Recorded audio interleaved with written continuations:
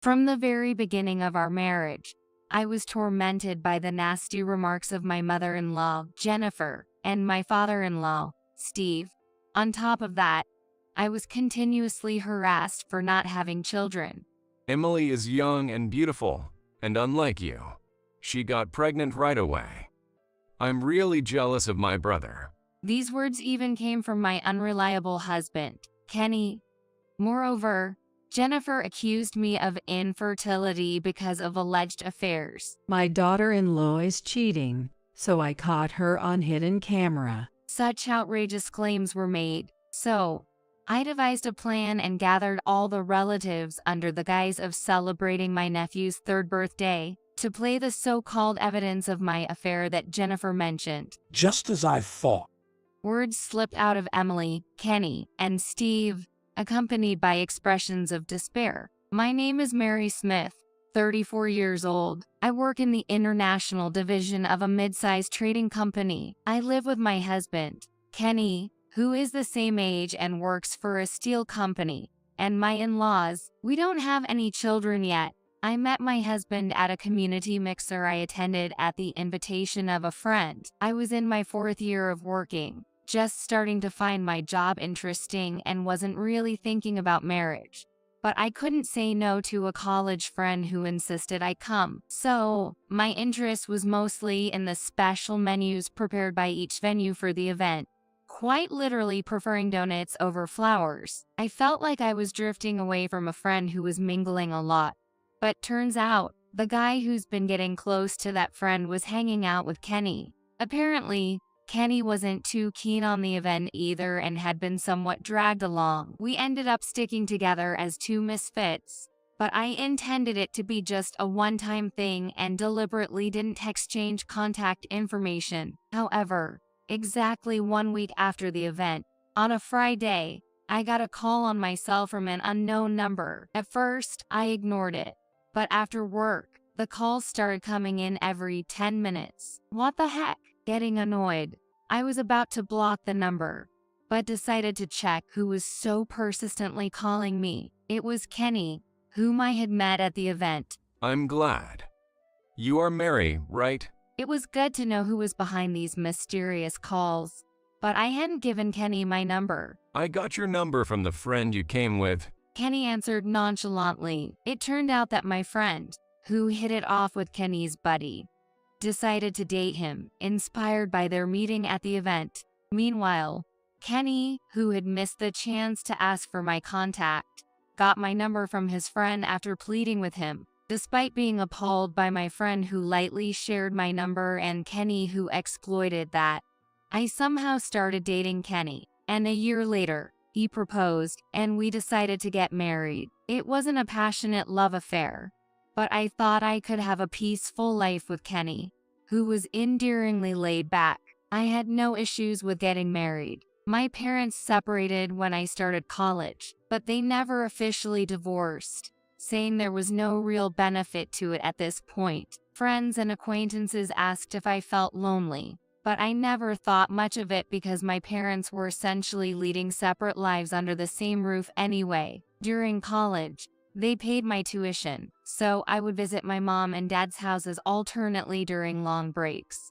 But after starting my job, I mostly just updated them on social media due to work commitments. When I told them I was getting married, they said they would attend the wedding if there was one, but when I mentioned we're getting married at the courthouse, but we're not having a ceremony, they later sent me a generous cash gift as a celebration. I felt that was more than enough. However, my in-laws, Jennifer and Steve, seemed displeased with my parents' approach. Just settling their only daughter's wedding with money. They seem quite thoughtless. That's for sure. Makes you worry about the future. They added scornfully. Money is also a sign of love.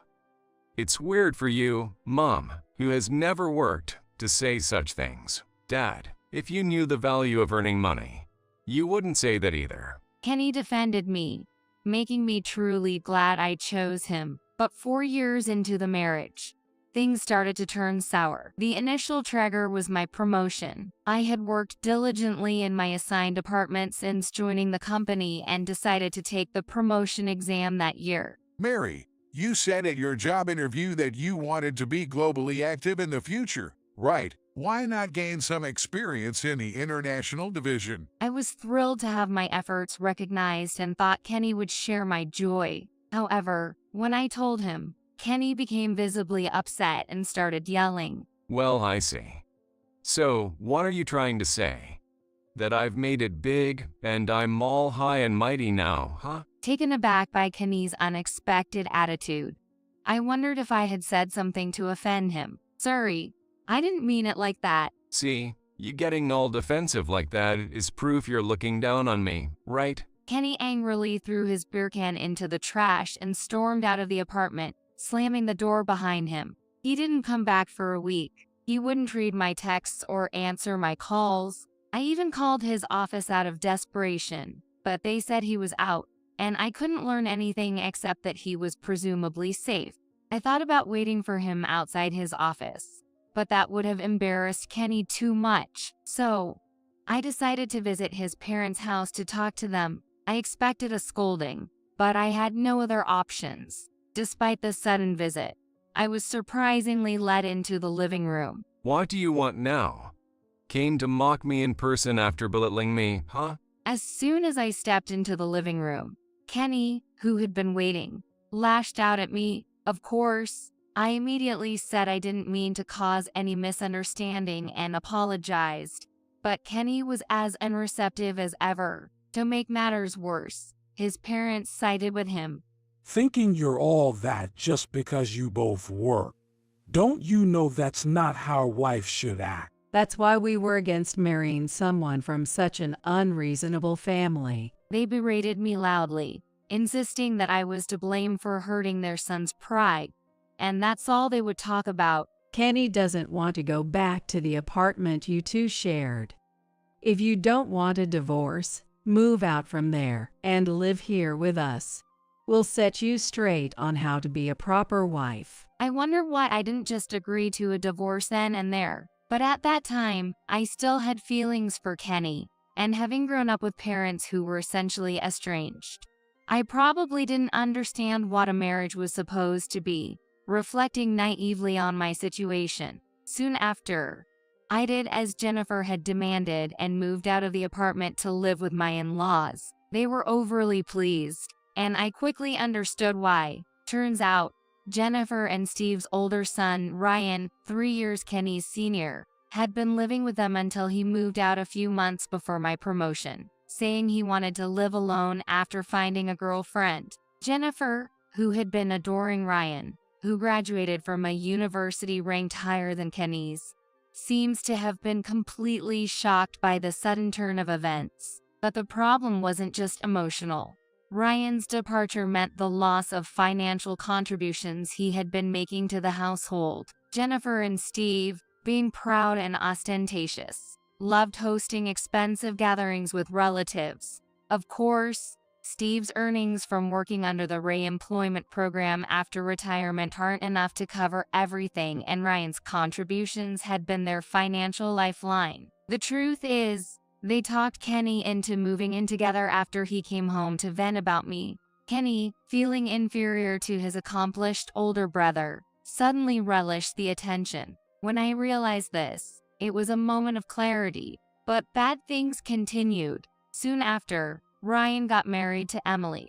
Turned out, my new sister-in-law Emily was quite the trickster. She was 6 years his junior, and 2 years younger than Kenny and me. Emily appeared fragile and delicate, arousing a protective instinct in men, including Steve and Kenny, who became noticeably restless and attentive whenever she visited.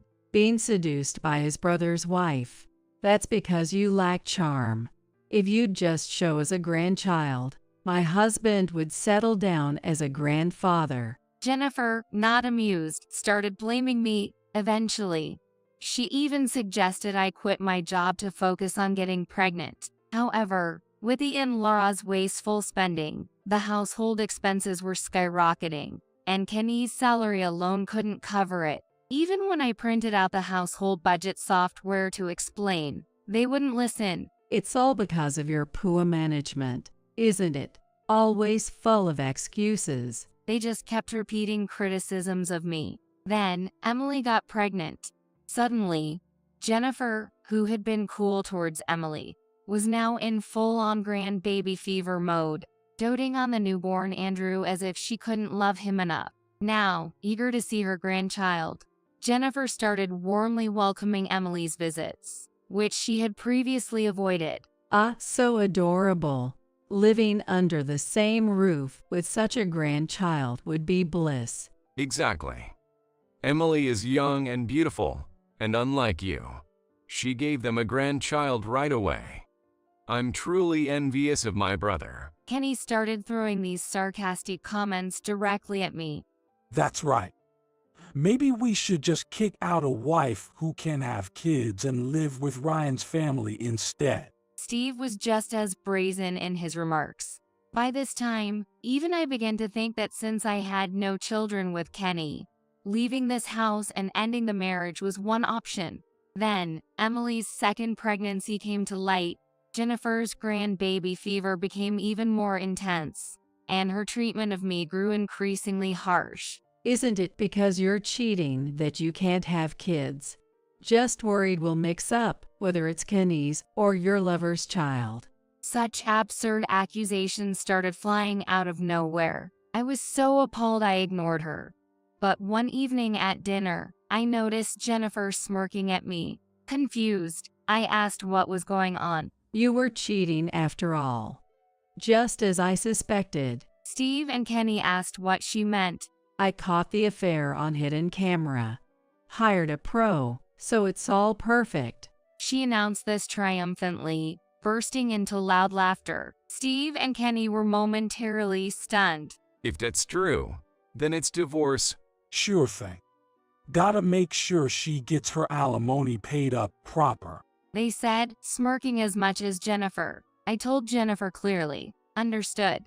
Then I'll take the opportunity at Andrew's upcoming third birthday celebration next week to explain the situation to all the relatives. The celebration, arranged by the flamboyant Jennifer, turned out to be a lavish event at a rented hotel banquet hall. The relatives, half tired of Jennifer's bragging, seemed to enjoy the food and drinks. As the party neared its end, I took the microphone and stood at the podium. The relatives looked on, wondering what was happening. Excuse me for interrupting your conversation, but I have something brief to report to everyone gathered here today. While the rest of them murmured in confusion, my in-laws and Kenny, thinking I was about to admit fault and discuss divorce, were grinning away just like last time. Ryan's family, who are the guests of honor today, are no different. I signaled to the staff, and a screen was lowered behind me. As the projector was brought in and the lights dimmed, everyone's attention turned to the screen, and a video began to play. The video started with footage of a suspicious-looking hotel street, zooming in on the entrance of one hotel, causing Kenny, Steve, and Emily's faces to pale as expected. But Jennifer, oblivious, looked around, wondering what was about to unfold. In the next moment, as the camera captured a clear image, a collective gasp of what escaped from the relatives. It made sense. The screen unmistakably showed Emily and Steve coming out of the hotel, hugging each other. The room fell silent as the image continued, zooming in on Emily and Steve sharing a prolonged, passionate hug before catching a taxi. Then the scene switched back to the same hotel entrance. But this time it was Kenny, not Steve, walking out hand in hand with Emily. Kenny, Steve, and Emily were frozen, muttering, "I knew it." The room erupted again. I paused to play back, turned the lights back on, and began to speak into the microphone. The announcement I have to make is straightforward. As you've just seen, my husband Kenny and Steve have been having affairs with Emily, Ryan's wife. The evidence, as Jennifer had requested, is thoroughly documented by the investigative agency. As I held up a thick file of documents, murmurs filled the room again. Waiting for the noise to subside, I revealed that the investigation Jennifer initiated was not to catch Steve, Kenny, and Emily's infidelity, but to find evidence of my supposed cheating and kick me out. Probably fed up with me, Kenny must have filled her with nonsense. I find it odd that she took it seriously. As I said this with a light laugh, the relatives looked at Kenny and Jennifer with disdain. Jennifer, thinking she had proof of my cheating, triumphantly declared victory without checking the contents. But I had no clue about any affair. I then projected a photo on the screen. It was a snapshot taken at the hospital when baby Andrew was born, showing Emily holding Andrew, Ryan smiling beside her, and Kenny and I in the background, having come to celebrate being disliked by Jennifer. I figured she didn't have a single clear photo of me. So, she sent this snapshot to the investigators, asking to catch her daughter-in-law cheating. Glancing at Jennifer, her dumbfounded expression confirmed my guess. However, the agency mistook Emily, holding the baby, as the wife to be investigated, and they unexpectedly caught Steve and Kenny repeatedly visiting the hotel with her, thinking Ryan was the husband. The agency reported capturing the evidence on camera to Jennifer. She assumed it was proof of my infidelity. While I was initially surprised by Jennifer's sudden claim of having evidence of my affair, a thought quickly struck me. It was the name of the investigative agency on the family card statement Jennifer used. The spendthrift Jennifer had made me get a family credit card for her use when her own credit limit ran out. She often made large purchases without consulting me, so I set up to check the monthly charges through the app. The next day, I took a half-day off to visit the investigative agency I found online to explain the situation, and I formally requested an investigation. Aware of their mistake, they eagerly accepted to make amends, and quickly provided the results. With the screen removed and the lights brightened, Emily, Steve, and Kenny sat there, pale-faced. I approached my husband's great-uncle and aunt, who commanded the highest respect among the relatives, and pleaded, "I'm terribly sorry, but I'd prefer not to discuss what comes next in front of the children, especially Andrew. Could someone please take them to another room?" The great-uncle and aunt briskly approached Emily, took Andrew, and handed him over to their own children. Seizing the moment, several women led the other children to another room, leaving only the enraged relatives, a stunned Jennifer and Ryan, and a cowering Steve, Kenny, and Emily. Jennifer then leaped towards Emily, shouting, "What have you done? Betraying me and Ryan, with my husband and Kenny." She yelled that and immediately went to grab Emily. Some relatives hurriedly intervened, but Emily was already trembling in fear. Steve and Kenny were just as shaken, but I decided to set off the final fireworks against them. Regrettably, given these circumstances, I will be divorcing Kenny. I apologize for the inconvenience caused to everyone. According to the investigation agency, this inappropriate relationship among these three didn't just start yesterday. There's no fixing this marriage anymore. After reviewing the investigation, I couldn't help but think that Andrew, and possibly the child Emily is carrying now, might be Steve's or maybe Kenny's. I found it too painful to consider anything else. I covered my face with a piece of tissue, staggering slightly as if it might be too much. The remaining women in the room rushed over, patting my back and supporting me. "What shameless people. Disgusting. How pitiful." The women started berating the three loudly. The men also surrounded them with contemptuous looks. Steve and Kenny turned even paler and remained silent, with only Jennifer's ranting and Emily's sobbing filling the room. The fallout from the fireworks I launched spread quickly. Ryan, upon learning of his father and brother's affairs with his wife, was initially in shock, but soon began to seriously question the paternity fraud I hinted at. "It's got to be a lie from that woman. Andrew and the baby in my womb are undoubtedly your kids." Emily pleaded desperately, but once the seed of doubt was sown, it wasn't easily dismissed. Stealing a chance from Emily's reluctance, Ryan had a paternity test and using a kit, and the results were affirmative. Despite this, Emily vehemently denied the allegations of paternity fraud, prompting an infuriated Ryan to contact her parents. Emily's parents, shocked by the news, couldn't just take Ryan's word for it and came to my office seeking an explanation. I found it bothersome but considered it a necessary procedure anyway. The next day, I took off work to meet with Emily's parents, along with Emily and Ryan, at the law firm I had hired. After the lawyer showed them the related documents and the video, Emily's parents were speechless. See, I told her. She's been cheating on me with my brother and even my father.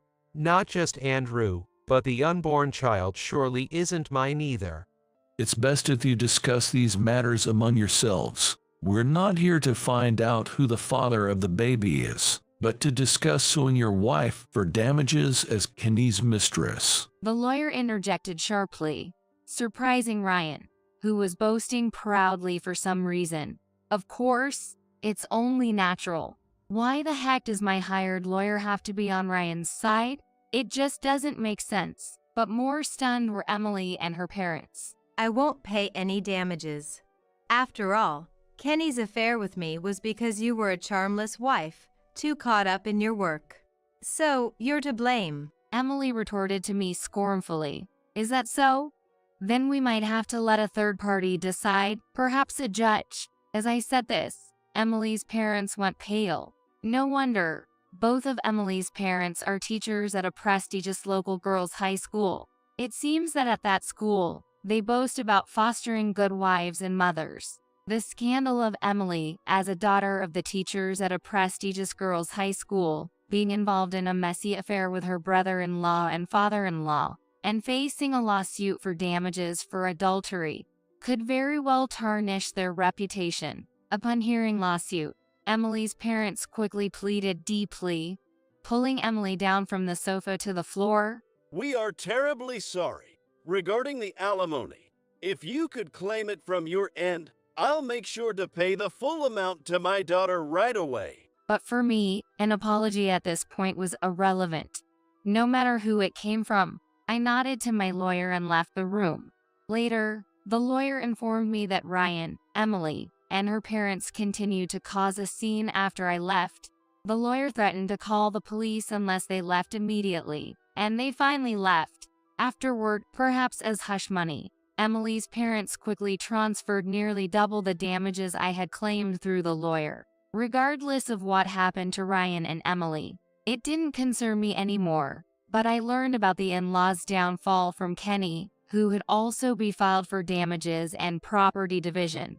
According to Kenny, Ryan demanded a divorce and damages for adultery from Emily. Furthermore, Ryan refused to pay child support for Andrew and stated he would not pay any for the unborn child unless DNA tests proved he was the father, declaring he would file for denial of paternity as soon as the child was born. Despite everything settling down on my end, Emily's parents, terrified, forced her to undergo prenatal testing. Turns out, the baby's father was not Ryan but Kenny, and to make matters worse, Andrew's father was Steve. Upon learning this, Jennifer was devastated to find out her beloved grandson Andrew was actually Steve's child, leading to her mental breakdown. She rapidly aged and is now almost bedridden, with Steve providing constant care. However, Ryan claimed damages from Steve and Kenny for causing the breakdown of his marriage.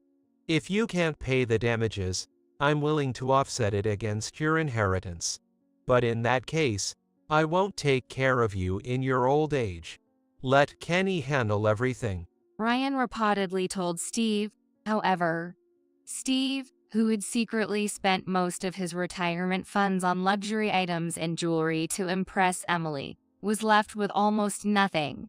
As a result, facing offset with the inheritance, the in-laws, now disowned by Ryan, desperately clung to Kenny, but Kenny himself, facing claims from me and also being pressured by Emily, who was divorced by Ryan, was told to take full responsibility for her and the unborn child, pushing for a reunion with him. I'm sorry for everything. Please, let's start over. I love you. He begged me like that. but it was clear that what he wanted wasn't my love, but a wife who would bring money and serve his parents for free. With no lingering feelings for Kenny, I instructed through my lawyer to finalize everything and blocked all contact except for one social media account. After some time, the divorce was finalized. Despite some disputes, the alimony and property division payments were made in 2 installments. My lawyer mentioned that Emily continued to stay in the in-laws' house, pretending to be Kenny's wife, even though they weren't legally married. But the relatives who visited that day spread the word, leading to whispers in the neighborhood about this shameless family, forcing Emily to become a recluse.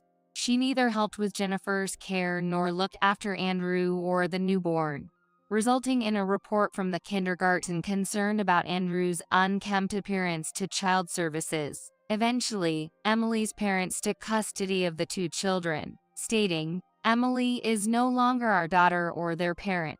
Never show your face to us again." With nowhere to turn, Emily became completely dependent on Kenny, just like her in-laws. It seems like Kenny's the sole breadwinner now, supporting 4 adults including his mother who needs care. Tough situation. According to a colleague at the same company as Kenny, one relative who worked for an affiliated company spread an exaggerated story, making Kenny the target of ridicule on gossip websites. Despite the tough situation, he couldn't quit his job and continued working under strained conditions. Meanwhile, Ryan seemed to view me as a fellow victim for some reason. However, there's no denying that he, along with Emily and her parents, looked down on me for not being able to have children. Naturally, I ignored him at work. But when rumors spread within our company too, Ryan couldn't bear the whispers and transferred to a subsidiary in the countryside. Later, when everything settled down for me, I was approached for a transfer to an overseas branch. Yeah, I mean, I always kinda hoped to make it big overseas since my interview, but gotta admit, this whole thing took me by surprise. However, my superiors encouraged me, acknowledging the career I had steadily built since joining the company and my language skills developed in my spare time. Moreover, I was growing tired of being the subject of office gossip like Ryan, despite their sympathy.